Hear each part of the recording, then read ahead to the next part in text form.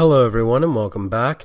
So I had an argument on Twitter this week and the gentleman decided to say that my argument was not all that conducive to actually persuading people to the point that gun rights are natural rights. So I figured I would give it a second hard swing, and this time I will cover it in a little simpler language for those who haven't actually read serious political theory, or for those who just don't like to put that much thought into the subject. So, there are basically three exclusive natural rights. There's life, liberty, and property. Now, these rights are only yours as long as you can hold on to them. Because under natural law, you have what you can defend. Because natural law dictates that you are you, and anything that is yours, you must protect yourself, because you must be responsible for it.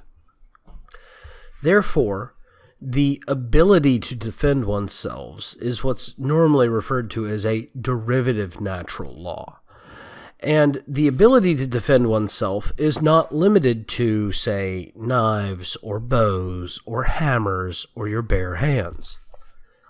The ability to defend oneself is basically any method of defending oneself, or defending one's property, or defending one's liberty. Which is why the Second Amendment, when it was written into the Constitution, was the right to keep and bear arms shall not be infringed.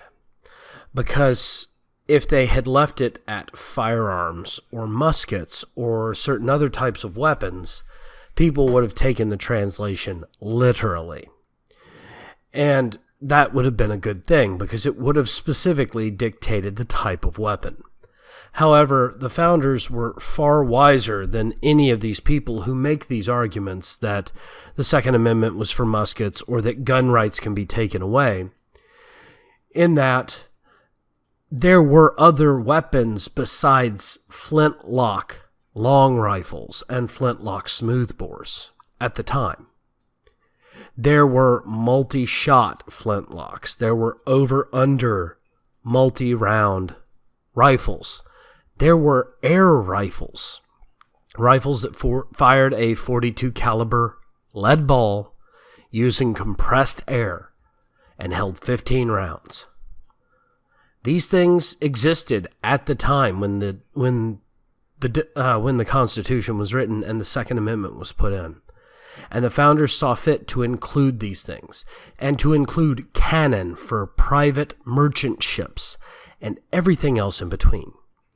And it is only in modern day that people have come to this conclusion that we don't need this anymore, wherein we actually need it more than ever. Anyone attempting to take your right to keep and bear arms away from you is also attempting to steal your liberty. Because the right to defend oneself is what allows one to have liberty. Because without the right to defend one's liberty, your liberty is very easy to steal. It has no physical substance.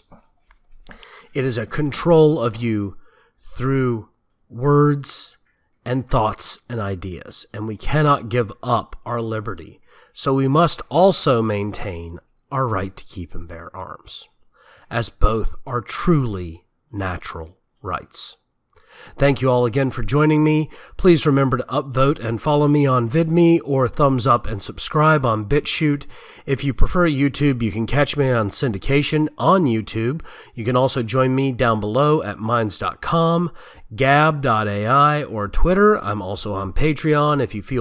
If you are feeling fit to contribute to me, please come on over to Minds or Patreon and contribute.